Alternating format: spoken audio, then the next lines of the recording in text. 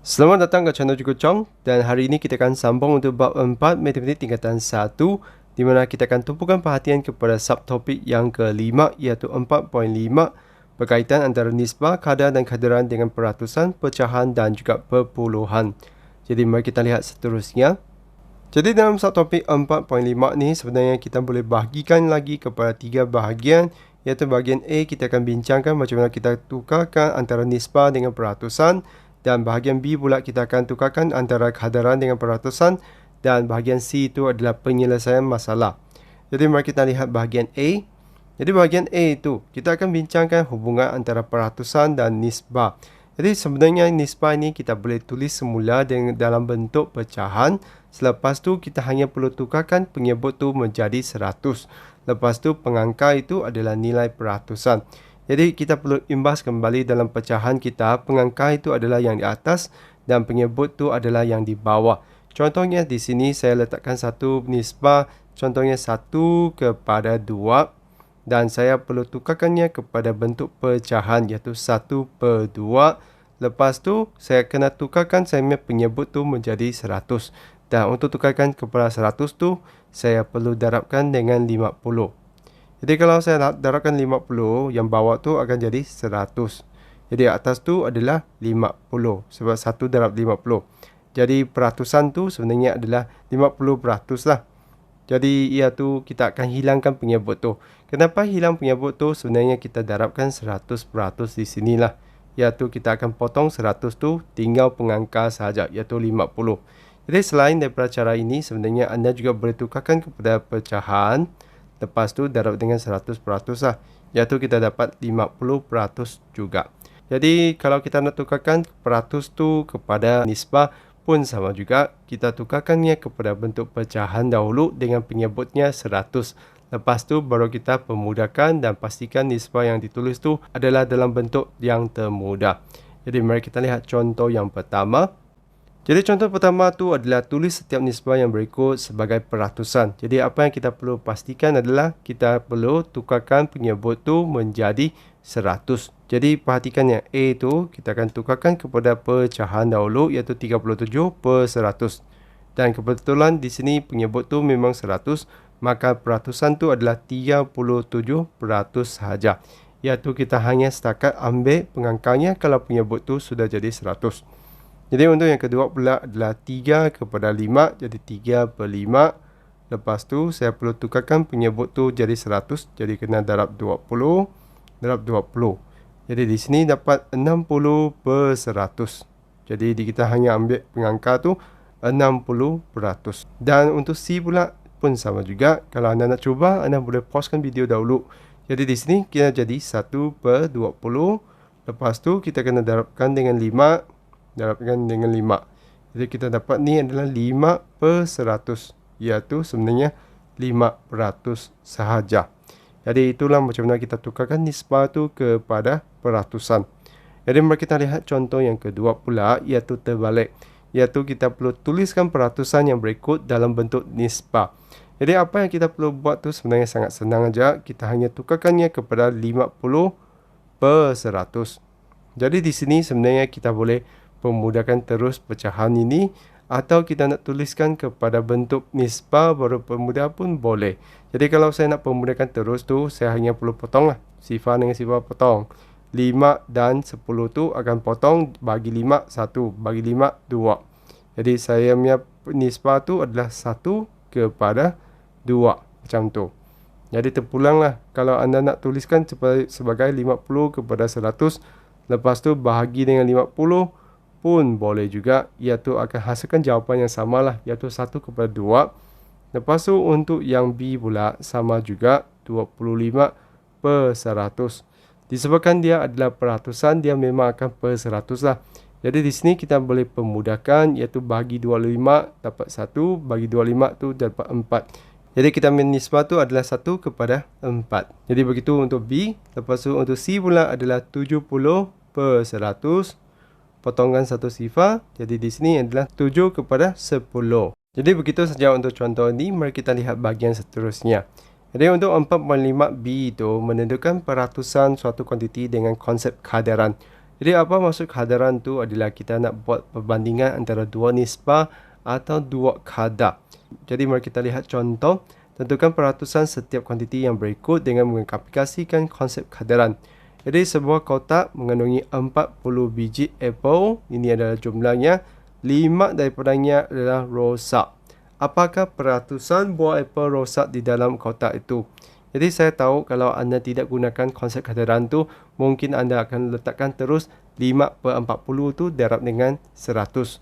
Jadi di sini disebabkan soalan tu minta kita kena gunakan kadaran, kita akan wujudkan dua nisbah dan lepas tu kita akan tuliskan dalam bentuk pecahan untuk kita bandingkan kiri dan kanan. Jadi pertama sekali kita akan katakan dahulu iaitu peratusan tu. Katakan peratusan salin semula soalan tu iaitu buah apple rosak. Kita akan gantikan ayat ini dengan suatu huruf. Rosak di dalam kotak itu sama dengan, kita boleh wakilkan dengan apa-apa huruf yang kita sukalah. Contohnya anda boleh wakilkan dengan X. Jadi di sini kita perlu tuliskan kadarannya iaitu X tu dia adalah peratusan, maka dia mesti per 100. Lepas tu yang sebelah ni adalah kita gunakan nilai yang kita tahu. Disebabkan X tu adalah peratusan buah apple rosak, sebelah ini kita mesti tuliskan bilangan buah apple yang rosak iaitu 5. Lepas tu bawah tu adalah 100% iaitu jumlahnya. Jadi jumlah biji itu adalah 40 biji. Jadi sekarang kita nak carikan nilai X, kita mesti kena carikan ke depan. Jadi kita perlu fikir macam mana 40 tu menjadi 100. Jadi 40 tu kalau kita darabkan dengan 2, kita dapat 80. Jadi ada 20 lagi, macam mana dapat? Kita akan darabkan dengan separuh lagi. Jadi kita akan darabkan dengan 2/5. Jadi kalau anda tak pandai untuk bandingkan seperti ini, anda juga boleh buat darab silang lah. Iaitu kita boleh buat seperti ini, 5/40 darab dengan 100. Iaitu macam tu lah. Kita boleh tekan kalkulator untuk dapatkan jawapan. Jadi kita ambil nilai X tu adalah 5 darab dengan 2/5. Jadi ini dapat 12.5%. Jadi di sini kalau kita darabkan dengan kalkulator untuk bahagian ni pun sama juga, kita akan dapat ni adalah 12.5%. Jadi sama punya. Jadi begitulah untuk contoh A. Mari kita lihat contoh B. Gaji Akyong ialah 1,200. Dia membelanjakan 300 untuk sewa rumah. Apakah peratusan wang yang digunakan untuk sewa rumah? Jadi kita sekali lagi katakan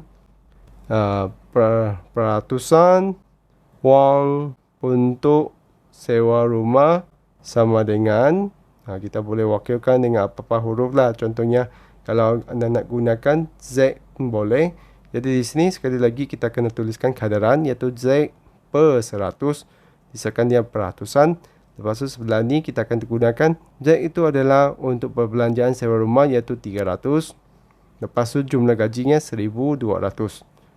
Jadi sekarang kita perlu fikir macam mana kita tukarkan 1,200 tu menjadi 100. Jadi kalau anda rasa sangat susah, sebenarnya anda tak mau buat perbandingan pun tak apa. Anda boleh gunakan darab silang. Jadi saya gunakan darab silang lah, iaitu bawa 100 ke sebelah.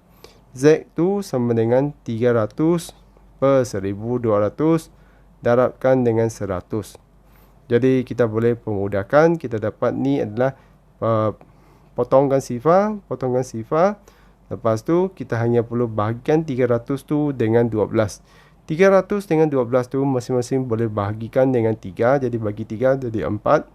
Atas tu jadi 100. Jadi sekarang sudah lebih mudah nampak. 100 bagi 4 kita dapat ni adalah 25%. Jadi 25% gaji Akyong tu digunakan untuk sewa rumah.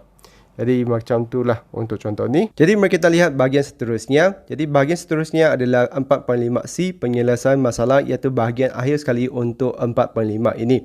Jadi di sini saya gunakan satu contoh untuk kita kaji bersama. Jadi apabila harga minyak masak naik 30%, jadi di sini anda perlu tahu harga minyak tu naik 30% daripada harga asalnya RM5 seliter. Jadi ini adalah harga asalnya. Makcik Kia akan kurang 20% penggunaan minyak masak daripada 15 liter sebulan. Jadi anda perlu tahu yang asalnya adalah RM5 seliter dan penggunaan asalnya adalah 15 liter. Jadi selepasnya naik 30% harganya, dia akan kurangkan 20% penggunaan minyak masak. Jadi itulah 4 maklumat yang kita perlu ambil perhatian dan mari kita lihat apakah kehendak soalan tu.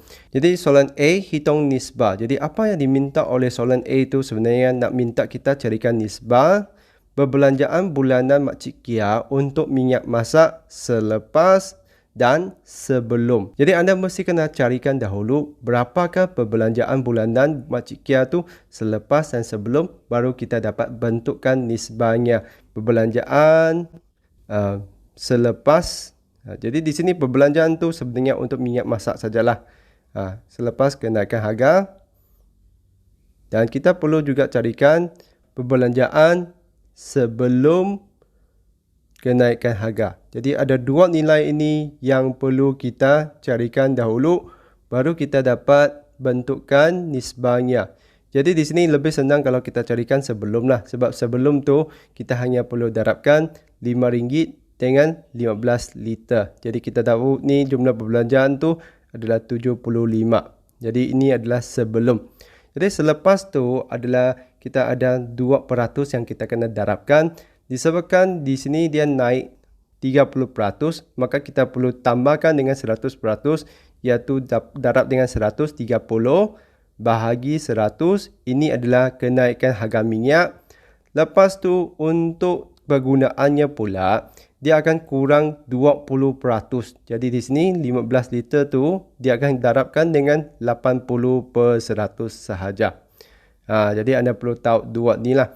Sebab kalau harga tu naik tu berapa? Menjadi RM6.50. Dan daripada 15 liter tu, kalau ni kurang 20% tu, dia jadi 12 liter sahaja. Jadi macam tu. Jadi selepas tu kita kena darabkan 6.5 darab dengan 12, 78. Jadi anda boleh gunakan kalkulator untuk bantulah. Jadi nisbah itu kita akan bentukkan, nisbah tu adalah 78 kepada 75, iaitu selepas dan sebelum. Dan perhatikan di sini kedua-dua nombor ni sebenarnya boleh bahagikan lagi dengan 3. Jadi kita boleh pemudahkan bahagi 3, tengok macam mana. Jadi kita bahagikan, kita dapat ni adalah 7 tu bahagi dengan 3 akan dapat 2. Ada lagi baki 1 dengan 8 tu 18 bahagi 3 jadi 6. Manakala untuk 75 bahagi dengan 3 akan jadi 25. Jadi sampai tahap ni dia sudah tak boleh dipermudahkan, maka ini adalah bentuk yang paling ringkas, iaitu 26 kepada 25. Jadi begitu saja untuk soalan A. Mari kita lihat pula untuk B. Cari peratusan pengurangan atau penambahan perbelanjaan bulanan Makcik Kia untuk minyak masak. Jadi biasanya soalan B itu dia akan gunakan maklumat sikit daripada apa yang kita dapat daripada soalan A. Jadi soalan A itu anda perlu tahu ini adalah selepas dan ini adalah sebelum. Jadi sebenarnya kita boleh gunakan yang selepas bahagi dengan sebelum lah. Maka kita gunakan nisbah tu, iaitu selepas tu adalah 26 bahagi dengan sebelum 25 darabkan dengan 100%. Dan di sini kita boleh gunakan kalkulator, tekan terus lah. Kita dapat ni adalah 104%. Jadi dia adalah lebih daripada 100. Maksudnya di sini adalah kenaikan lah. Naik berapa? Naik 4%. Macam tu. Jadi begitulah jawapan untuk soalan B itu, iaitu bermaksud perbelanjaan Makcik Kia selepas kenaikan harga tu akan naik perbelanjaannya sebanyak 4%. Jadi begitulah contoh untuk penyelesaian masalah. Jadi untuk bahagian penyelesaian masalah tu anda mesti kena kaji lebih banyak contoh lah. Sebab biasanya dia melibatkan soalan bentuk ayat dan anda perlu lihat apakah maklumat yang diberikan dan apakah kehendak untuk setiap soalannya. Jadi anda kena banyak berlatih lah untuk bahagian ni.